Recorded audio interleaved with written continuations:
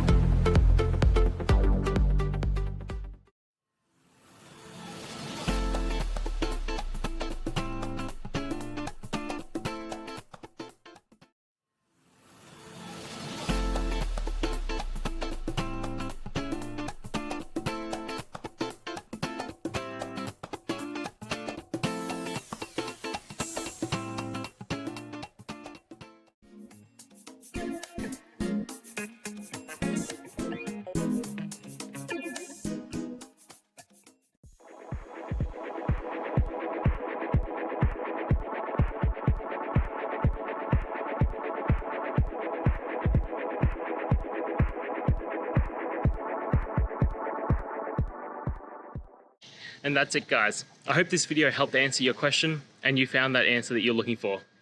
Now, please hit subscribe if it helped. I really appreciate it. And I'll see you next time on another one of these videos. Cheers.